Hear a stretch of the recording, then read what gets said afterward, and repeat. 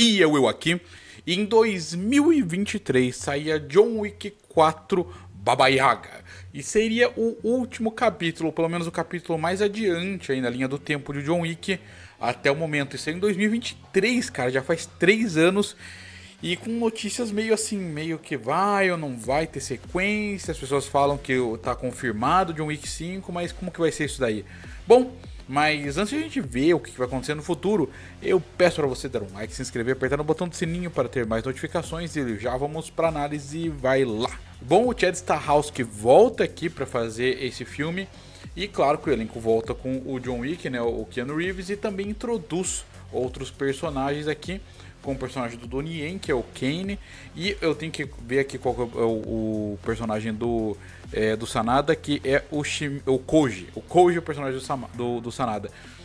E bom, esses personagens aí são introduzidos, além de outros personagens aí secundários, inclusive um deles que eu acho peculiar. Deixa eu ver aqui o nome do personagem, porque eu não lembro nem o nome do personagem. É o Tracker, porque eu acho que ele não é falado durante o filme em nenhum momento o nome dele. É feito pelo Shamir Anderson, que é interessante isso daí. Eu já vou chegar nisso daí. Então esse é o elenco básico, assim, que tem aqui, né? O Ian McShane volta também ali como Winston. E o Lance Reddick volta, que ele infelizmente já tinha falecido já a essa altura nesse filme. E o personagem dele também. Então assim, é o Sharon, ele aparece aí no começo do filme. Então vamos para os tópicos. Aqui sou eu da edição. Eu percebi que eu não comentei mais sobre o personagem do Tracker durante essa análise. Então, assim, qual que é a parada do personagem dele que eu acho estranha, assim? A gente não tem uma origem desse personagem, a gente não tem nenhum contexto de onde que ele vem.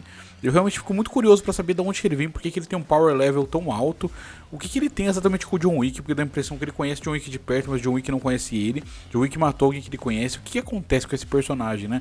E no final, ainda por cima, tem um lance de que ele não tá insatisfeito com o final, mesmo ele não sabendo exatamente qual é o final, que eu não vou comentar aqui exatamente o que acontece, apesar das pessoas já saberem, mas é estranho isso daí.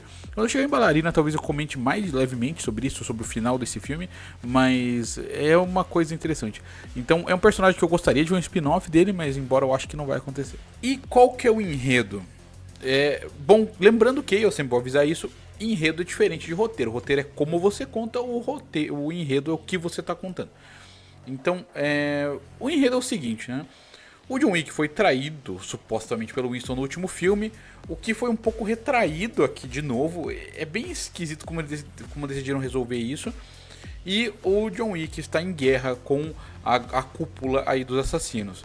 E, cara, é meio estranho, pra dizer o mínimo. Não dá pra entender direito qual é o objetivo do John Wick, assim, tanto no filme anterior como nesse, em alguns aspectos, né? Mesmo o filme anterior sendo impecável, impecável por ser um filme de ação, então a ação dele é incrível, tem os diálogos também são muito bons, aqui os diálogos permanecem sendo muito interessantes, mas, porém, todavia, todo caso, tem um detalhe aí em tudo isso, e esse detalhe é difícil de ignorar, né? Que é o fato do John Wick mesmo não ter um objetivo muito claro, mas isso já vai ser explicado um pouco melhor, né? Quando eu falar um pouco de significações e tudo mais, assim que eu falar um pouco do roteiro. O roteiro trata essa confusão muito bem. Qual que é a parada do John Wick, né? O John Wick teve lá tudo que aconteceu até agora e ele tá procurando uma saída desse mundo dos assassinos a todo custo. O objetivo dele no filme anterior e o que dá a entender no final do segundo filme também é eliminar todos os assassinos que vierem atrás dele. Então, assim, como ele é basicamente invencível, ele decide que ele vai fazer isso, assim. Não invencível no sentido de um Rambo, assim, da vida, mas ele sabe que ele é muito capaz, então de poucos tem nível para desafiar ele. Então ele decide meio que ir ser combativo. O que acontece aqui, e aí vem a parte do roteiro que é tão interessante aqui nesse filme, e já era interessante no anterior, e que eu não abordei isso porque eu acho mais interessante abordar isso aqui, é que os filmes do John Wick, principalmente esses dois últimos, eles criam uma coisa que eu acho maravilhosa para personagem, e que é uma coisa que muitas séries, filmes e etc. tentam fazer e falham, que é o fato do John Wick ser um humano. Ele é humano, e ele é humano, assim, e isso que é bizarro de eu falar, porque ele é super humano no sentido dos feitos dele, né? No sentido dos feitos dele, ele é super humano. mas no sentido de como ele funciona psicologicamente, ele é muito humano. Por que eu digo isso? Porque ele é um cara que muda de ideia. Assim, ele tenta fazer uma coisa e não dá certo, aí ele tenta outra coisa e aí ele volta para aquela. Então assim, por exemplo, ele quer destruir a cúpula, aí ele pensa em fazer um acordo, no filme anterior, né? Ele quer destruir a cúpula, daí ele pensa em fazer um acordo, daí ele pensa em matar todo mundo de novo, daí ele pensa, não, mas será que não tem outro acordo? Será que não tem onde eu possa fugir? Será que não tem outro método? E essa coisa fica indo assim, será que eu mato todo mundo da cúpula? Isso é uma solução, não é? Então isso humaniza muito ele. Não humaniza ele só como personagem assim e tudo mais, como também cria uma camada diferente aí do que a gente geralmente tem nesse tipo de personagem, né? De herói de ação. Inclusive tanto aqui quanto nos outros filmes. É claro que eu vou dar um pequeno detalhezinho assim, que o primeiro filme lá do Identidade Bourne, que eu tanto critico o trabalho de câmera, apesar de eu amar muito aquele filme, aquele filme já faz isso. Mas o John Wick faz um pouco melhor, ironicamente, apesar de ser super-humano, bem mais super-humano do que o Agente Bourne, ainda assim o John Wick faz isso um pouco melhor. E essa humanidade dele transcreve para tudo, inclusive para significações do filme. Então, como assim? A parada aqui é que o John Wick é só um cara. Não importa o quão poderoso você seja, você é só um. Não importa o quão habilidoso, o quão inteligente, o quão incrível, mágico, etc. Você seja, você é só um cara. Então assim, ele é só um cara. E inclusive o Winston aponta isso pra ele em um certo momento. Ele fala, não, beleza. Você realmente pode eliminar qualquer um que venha no seu caminho. Ele é uma força da natureza praticamente. Só que a cúpula não é uma pessoa. A cúpula nem sequer é todas as pessoas que estão na cúpula que nunca aparecem. A cúpula é meio que um conceito.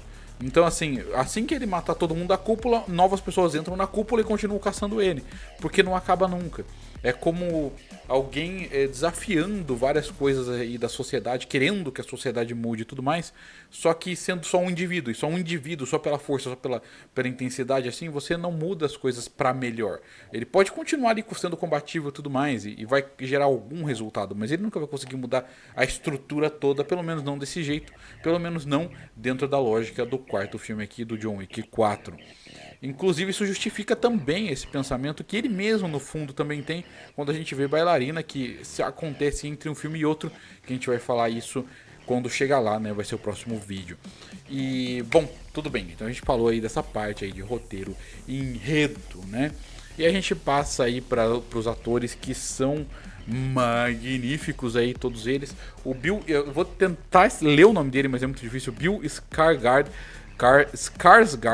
que ele aparece em muitos filmes, a família dele, de vários atores famosos aí. Ele faz o Marquês, e o Marquês, ele é basicamente uma entidade, um tipo de... Isso que é interessante. O Winston, ele comenta com o John Wick em um certo momento que, com o John Wick não, ele comenta com o próprio Marquês, aliás. Ele comenta com ele que, você pode ser o Marquês que matou o John Wick e tudo mais. Pelo que eu entendo, então essa posição de Marquês, né, essa posição de Marquês é uma posição específica do mundo dos assassinos. Não é esse cara específico, é uma posição ali que existe nesse mundo. Então, quando eles entram em crise, eles têm esse cara que tem meio que poder absoluto dos recursos pra poder fazer as coisas mais rápido. Pelo que eu entendo é isso, ele é um cara que tá ali para essas emergências e tudo mais, é uma posição que outros já tiveram no passado. Mas é difícil dizer, né?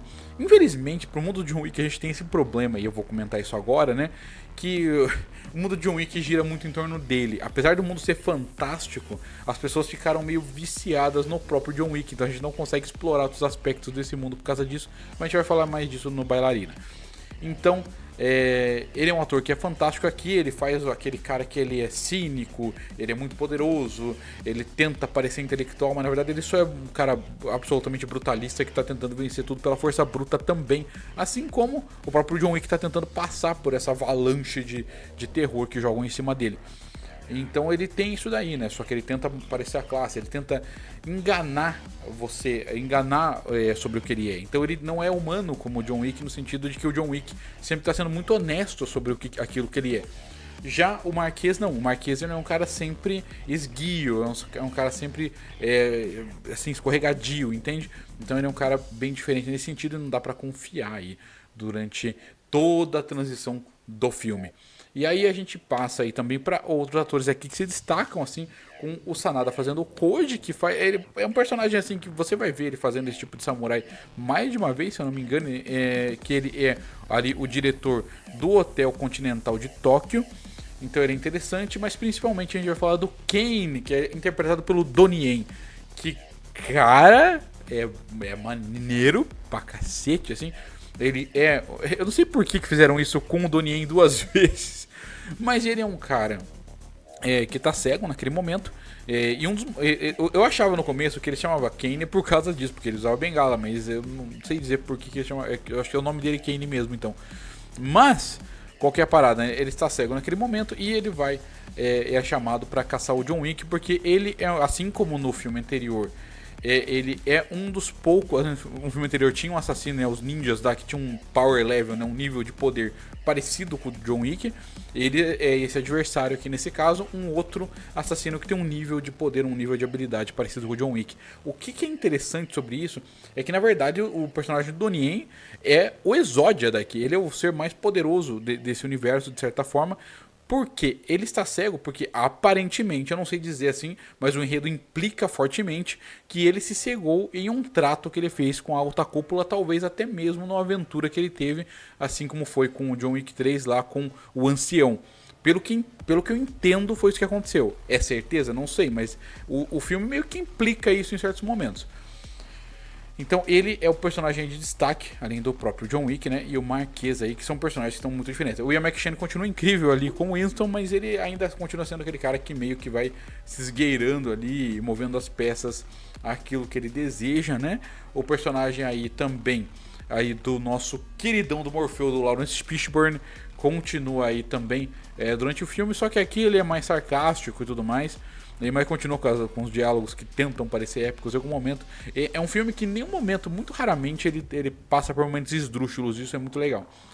E aí a gente passa aí, né, pra ação, que continua sendo fenomenal. Inclusive, cara, além de ser fenomenal, eles homenageiam, inclusive, jogos que fazem homenagem a John Wick, o que é lindo, assim. Tem uma cena que você vê de cima, em que o John Wick tá usando ali uma shotgun que não só homenageia jogos que são inspirados no John Wick, mas também homenageia outro filme do próprio Keanu Reeves, que é o Constantine, em que você vê o tiroteio de cima, assim, tudo sendo vaporizado, etc. É fantástico, cara.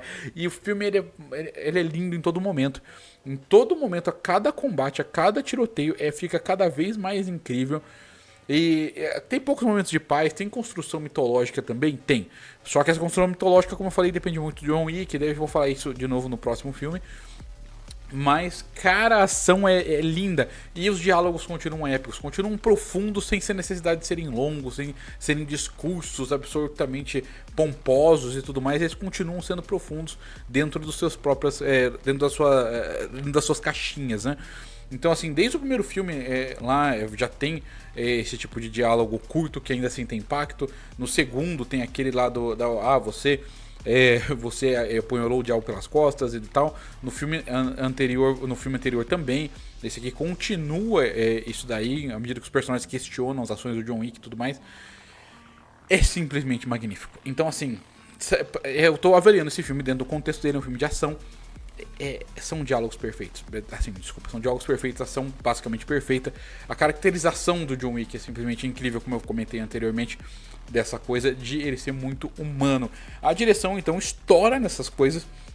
E, cara, o visual de John Wick se torna ainda consistente aqui, tanto na parada dos neons, das baladas e tudo mais, trazendo aí nessa fotografia também, né, o som que entra ali com músicas que se encaixam em cada momento e comentam cada cena de ação de forma assim, cara, é muito perfeito, é muito suave, assim, tudo se encaixa de uma maneira linda. Então não tenho muito como reclamar desse filme em nada. Exceto pelo final, que eu preferia que fosse diferente, mas ainda assim, mesmo com o final um pouquinho, né, ainda assim o resto é tão perfeito que eu não consigo reclamar muito assim do final, que eu vou comentar mais quando eu falar de Bailarina. Então é isso aí.